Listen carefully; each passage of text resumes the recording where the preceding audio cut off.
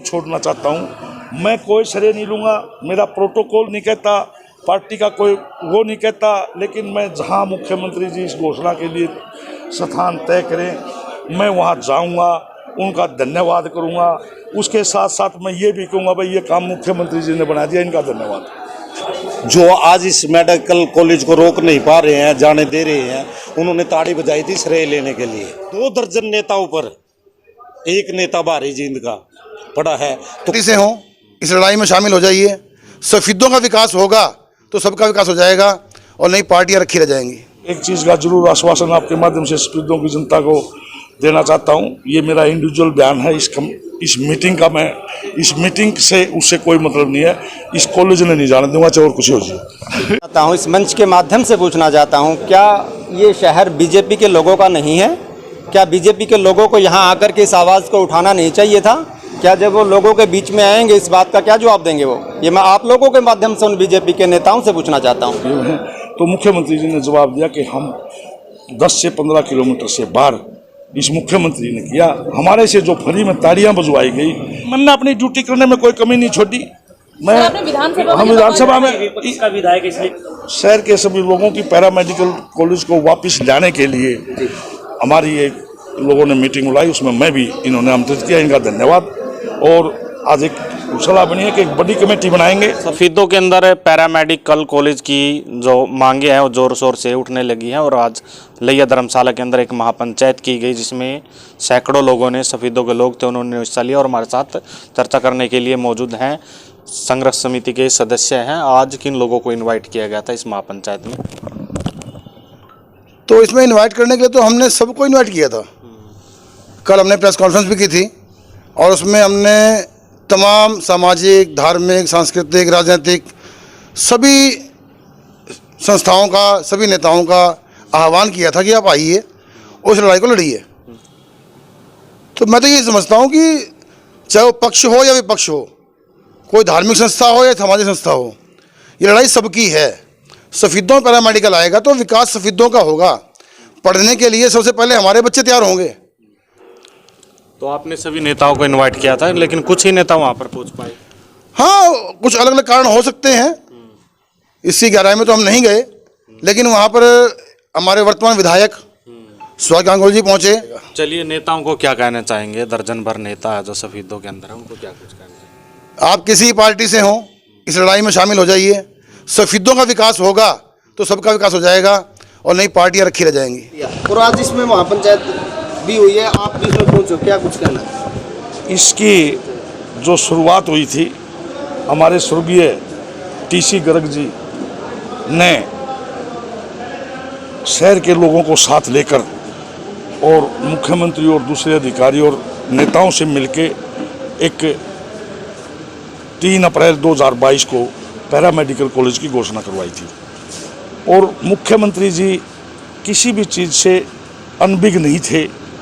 उनको उस पॉलिसी का भी पता था कि जो एक सरकार ने पॉलिसी बनानी थी या बना ली थी कि भाई 10 से 15 किलोमीटर 300 बेड का हॉस्पिटल होना चाहिए। उनको उन सब चीज़ों की जानकारी होने के बाद उन्होंने बड़ी स्टेज पर 3 अप्रैल 2022 को सफेदों की पुरानी अनाज मंडी में इस बात को कोट करते हुए घोषणा की थी कि भाई जो टेक्निकल या पॉलिसी में नहीं आता, कोई दिक्कत है कानूनी, तो उसको दूर करते हुए मैं घोषणा करता हूं कि लगभग 30-35 करोड़ की लागत से सफेदों में एक पैरामेडिकल कॉलेज करसिंधु में बनाया जाएगा।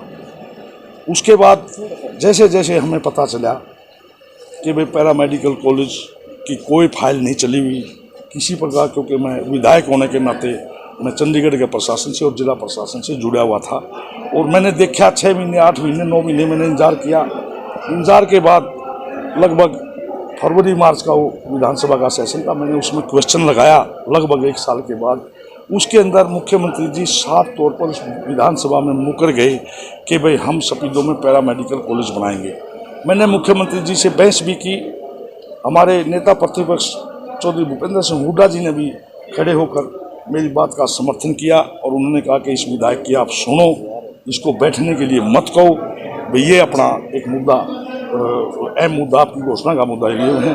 तो मुख्यमंत्री जी ने जवाब दिया कि हम 10 से 15 किलोमीटर से बाहर ये कॉलेज नहीं बना सकते। पहले 10 की बात थी, फिर 15 की भी बात कहनी शुरू की। जब मैंने उनको कागज़ दिखाया, भाई ये भी आपका लिख के दिया हुआ कागज़ है 10 से 15 किलोमीटर का, तो इस पैरा मेडिकल कॉलेज को जींद ले जाने का काम इस मुख्यमंत्री ने किया। हमारे से जो फ्री में तालियां बजवाई गई, ये सरासर इस सफेदों की जनता के साथ घोर अन्याय है।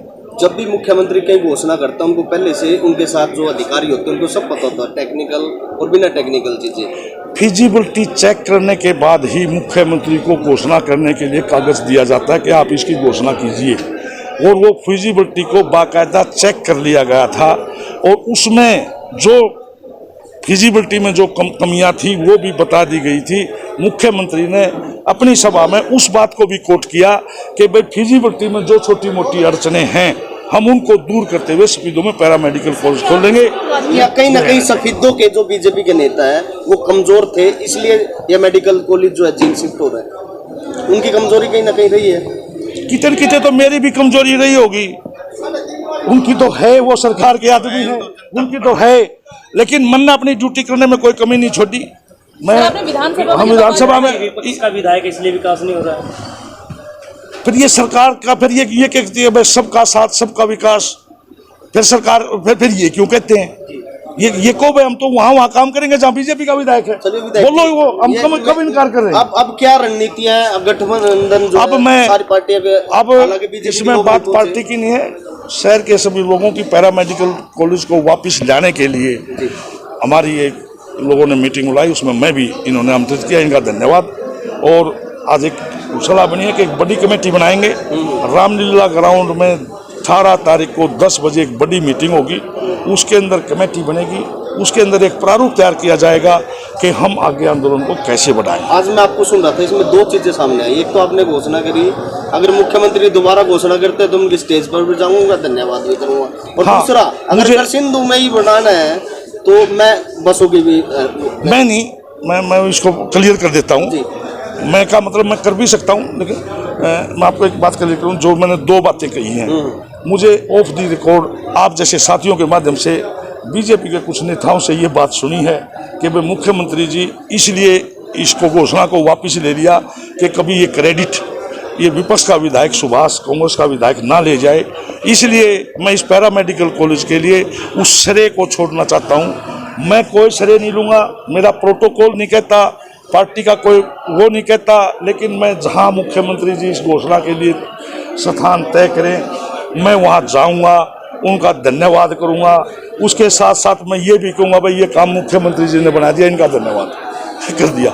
उसके बाद श्रेय उन्हीं को जाएगा, सरकार को ही जाता है श्रेय। विधायक आपको आपके नॉलेज में होगा, एक केंद्रीय विद्यालय था जो कि करसिंधु गांव में बनना था, वो उचाना के करसिंधु में जो है चौधरी वीरेंद्र सिंह अपनी पावर की वजह से ले गए थे। अब ये दूसरा मामला है। मैं आप लोगों को एक चीज़ का जरूर आश्वासन आपके माध्यम से सफीदों की जनता को देना चाहता हूँ। ये मेरा इंडिविजुअल बयान है, इस मीटिंग का मैं इस मीटिंग से उससे कोई मतलब नहीं है, इस कॉलेज ने नहीं जाने दूंगा चाहे और कुछ हो जाए। मेडिकल कॉलेज को लेकर सफीदों के सम्मानित लोगों ने जो आज ये मीटिंग की है उसको संघर्ष कमेटी बनाने के लिए आज ये ख़त्म हुई है इस बात पे कि बड़ी संघर्ष कमेटी बनाएंगे और बड़ी संघर्ष कमेटी जो निर्णय लेगी उस रूप से इस आंदोलन को चलाएंगे। हम सभी सफीदों के लोगों के साथ ही हैं, हम उसमें साथ मिल के साथ चलेंगे सब।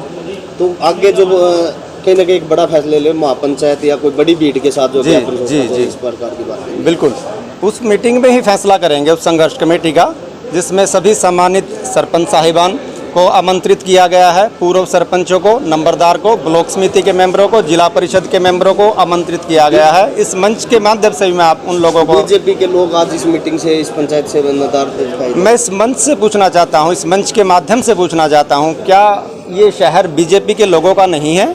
क्या बीजेपी के लोगों को यहाँ आकर के इस आवाज़ को उठाना नहीं चाहिए था? क्या जब वो लोगों के बीच में आएंगे इस बात का क्या जवाब देंगे वो? ये मैं आप लोगों के माध्यम से उन बीजेपी के नेताओं से पूछना चाहता हूँ, और मेरा उनसे आग्रह है बीजेपी के नेताओं से, इसमें राजनीति की कोई बात नहीं है, आके सहयोग करें, सारा श्रेय हम बीजेपी के नेताओं को देंगे, इसमें कोई दिक्कत नहीं है। हमें कॉलेज हमारा यहाँ बनना चाहिए। जब 3 अप्रैल 2022 को मुख्यमंत्री जी ने घोषणा की थी तो बीजेपी के वही लीडर जो आज इस मेडिकल कॉलेज को रोक नहीं पा रहे हैं, जाने दे रहे हैं, उन्होंने ताड़ी बजाई थी श्रेय लेने के लिए। और जैसा कि मैंने पहले भी अपने शब्दों में बोला है कि एक नाली का भी अगर कोई उद्घाटन होता है वो भी बीजेपी के लोकल नेताओं द्वारा किया जाता है। तो सरकार आज बीजेपी की है। कोई भी अगर विकास का कार्य होता है, कोई भी जनता के हित का कार्य क्या होता मानते है, हो, कमजोर नेता है हमारे सफेदों में या बिल्कुल। खाली टिकटार्थी बने व्यक्ति हैं, बस। इसलिए दिन चला गया, क्या रीजन मानते हो? असली रीजन ही ये है। किसी भी नेता में कोई भी दम नहीं है। सबकी एक इच्छा है कि आज बीजेपी की लहर में मैं विधायक बन जाऊं, मेरे को टिकट मिल जाए किसी भी सूरत में। और मैंने जैसे कि पूर्व के बयानों में भी कहा है कि 2 दर्जन नेताओं पर एक नेता भारी जींद का पड़ा है, तो कहीं ना कहीं लोकल स्थानीय नेताओं की कमजोरी है। सफीदों के विकास का क्या रहेगा? सफीदों का विकास जो पैरामेडिकल कॉलेज की बात है, ये जाने से कहीं ना कहीं सफीदों तो पहले से ही पिछड़ा हुआ है और भी ज़्यादा मतलब हरियाणा में